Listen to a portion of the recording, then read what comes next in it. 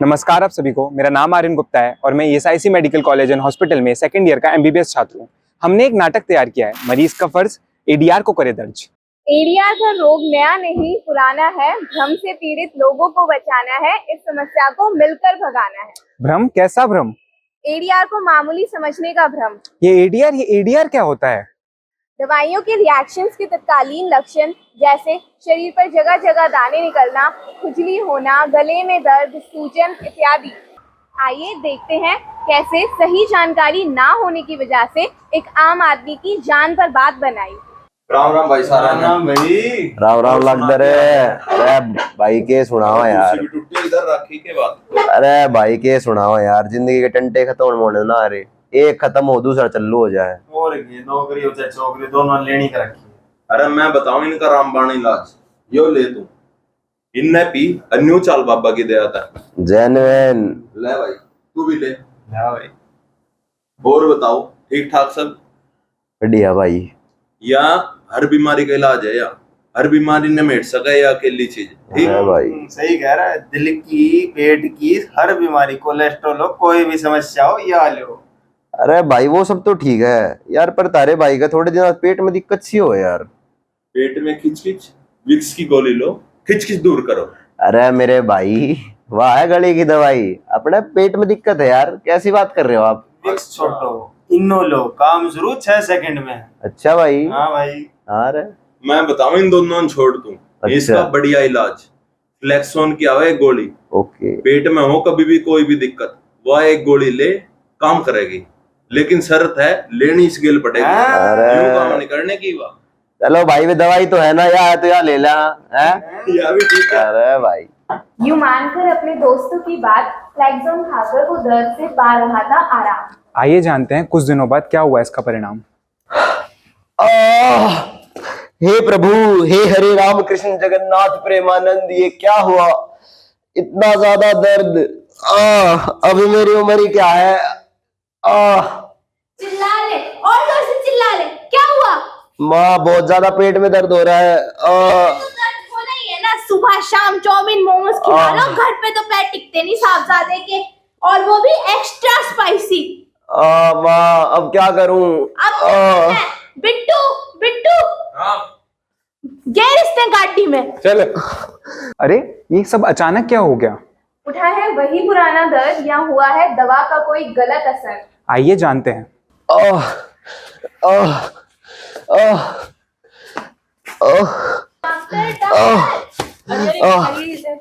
Doctor से क्या हुआ है? अरे शांत हो जाइए, पहले आप मुझे बताइए इन्हें हुआ क्या है? डॉक्टर साहब बहुत तेज पेट में दर्द हो रहा है। डॉक्टर साहब कुछ करो।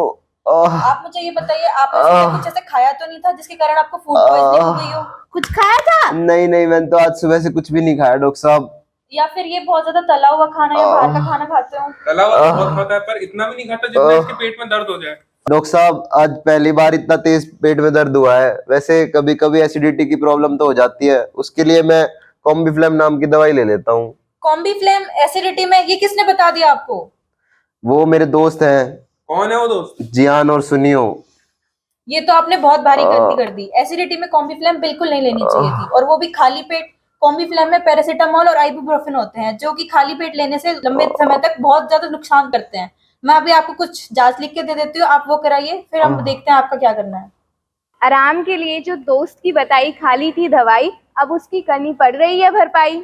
तो तुम ये गलती ना दोहराना, इलाज सही जगह जाकर डॉक्टर के पास ही करवाना। और भाई बातू क्या हो गया? कैसे पेट पकड़ के पड़ा है तू? पेट पकड़ने तो पड़ेगा ही, तुम्हारे काम ही ऐसे हैं। हमने क्या कर दिया? तो दवाई देने के लिए किसने बोला था इसको? तो हमारे से बड़ा डॉक्टर कौन हो गया? हमने सही दवाई दी थी, इसे ठीक हो जाना चाहिए था अभी तक। पढ़ाई तुमसे होती ना, आए बड़े डॉक्टर साहब। चलो यहाँ से, आए बड़े। रुको भैया, इन सब में इनकी कोई गलती नहीं है। मुझे ही बिना किसी जानकारी के दवाई नहीं लेनी चाहिए थी, और अब जब मेरी जान पर बनाई है तब इन डॉक्टरों ने ही मेरी जान को बचाया है, और मुझे पहले भी डॉक्टरों पर ही भरोसा करना चाहिए था। देखा तो सब मैंने भी, पर आप सबने जाना कि हाँ क्या गलत हुआ है? हाँ बिल्कुल। पहला, तकलीफ के समय डॉक्टर के पास ना जाना। दूसरा, किसी भी की बात में भी आकर कोई भी गलत दवा खा लेना। और तीसरा, जब दवाई का कोई दुष्प्रभाव हुआ तो उसको नजरअंदाज किया गया। तो आप सबसे गुजारिश है कि जागरूक बनिए, किसी की भी बातों में आकर कोई भी दवा ना खाएं, और हर दवाई के दुष्प्रभाव के बारे में डॉक्टर को बताएं। ऐसा करके आप सिर्फ अपनी ही नहीं दूसरों की भी सहायता करते हैं। आइए देखते हैं कैसे एक जागरूक नागरिक सही जानकारी के साथ अपनी जान बचा लेता है।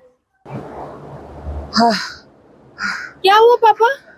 अरे बेटा क्या बताऊं, आज फैक्ट्री में इतना वजन उठा लिया और अब बड़ा दर्द हो रहा है कमर में। आप परेशान ना हो पापा, मैं अभी पड़ोस वाली दुकान से दवाई ला देती हूँ, वो उससे तुरंत दर्द ठीक हो जाएगा। नहीं नहीं बेटा, अगर सरकार ने हमारे लिए इतने बड़े बड़े अस्पताल तैयार किए हैं मुफ्त इलाज के लिए, तो हम वहीं जाकर डॉक्टर से इलाज करवाएंगे, चाहे इलाज छोटा हो या बड़ा। ठीक है पापा, चलिए डॉक्टर के पास।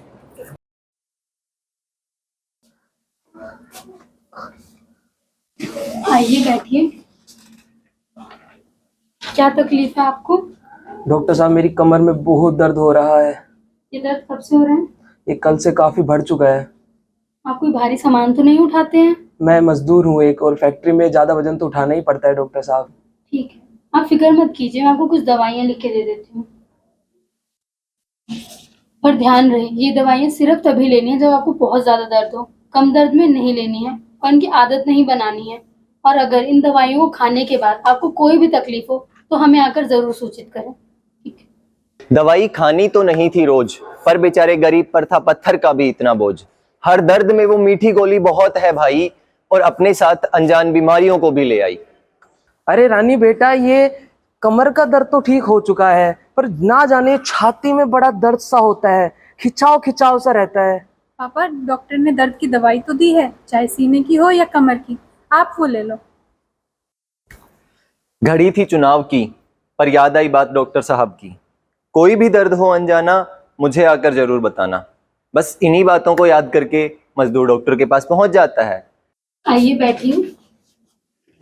अब आपकी कमर का दर्द कैसा है? कमर का दर्द तो ठीक हो गया डॉक्टर साहब, पर पता नहीं आजकल यहाँ छाती में दर्द दर्द सा रहता है, खिंचाव खिंचाव सा लगता है। ये मैं आपकी दवाइयाँ देख लेती हूँ। ये तो आपने बहुत अच्छा किया कि आगे मुझे बता दिया। दरअसल हर दवाई के अपने कुछ साइड इफेक्ट्स या फिर दुष्प्रभाव होते हैं। आपको ये दुष्प्रभाव दवाई को थोड़ी ज्यादा मात्रा में खाने की वजह से हो रहा है। मैं एक काम करती हूँ, आपकी दवाइयाँ बदल देती हूँ ताकि आपको और कोई तकलीफ ना हो, और इसके अलावा एक ADR फॉर्म भी भर देती हूँ ताकि आपकी तरह और किसी को भी कोई तकलीफ ना हो। अब तो इलाज भी हो गया और मरीज अनचाही अनहोनी से भी बच गया, तो फिर अब ये इतनी लिखा पड़ी क्यों? जरूरत है क्योंकि हर मरीज पर दवाई का दुष्प्रभाव कुछ पे ज्यादा कुछ पे कम हो सकता है। हम दवाई बनाते वक्त सिर्फ एक छोटे समूह पर ही जांच कर पाते हैं। कई बार इन दवाइयों के दुष्प्रभाव कई साल बाद भी आ सकते हैं।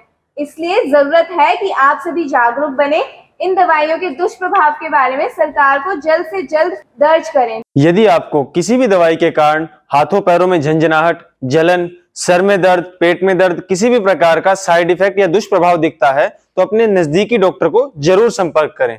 यदि आप अपने डॉक्टर को सूचित करने में असमर्थ हैं तो आप ADR PVPI मोबाइल ऐप पर भी अपने लक्षणों की जानकारी दे सकते हैं, या फिर ईमेल ID pvpi@ipc.india.net पर एक मेल भेज सकते हैं, या फिर टोल फ्री नंबर 1800-180-3024 पर भी संपर्क कर सकते हैं, या फिर ADR रिपोर्टिंग फॉर्म भरकर अपने नजदीकी ADR मॉनिटरिंग सेंटर में जमा करवा सकते हैं। ऐसा ही एक ADR मॉनिटरिंग सेंटर हमारे SIC के फार्माकोलॉजी डिपार्टमेंट में भी मौजूद है। इस फॉर्म में हमें रोगी की जानकारी, दवाई के दुष्प्रभाव की गंभीरता, संदिग्ध दवाई, उपयुक्त जांच और उसका इतिहास और फॉर्म भरने वाले की जानकारी देनी होती है। जरूरी है सही जानकारी, नहीं तो गलती पड़ेगी भारी।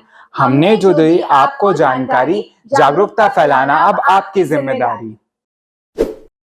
ठीक है, लेकिन मेरी अटेंडेंस लगवा देना, ठीक है? डन। ठीक है ब्रो। ओके भाई। Okay bro. ओके भाई।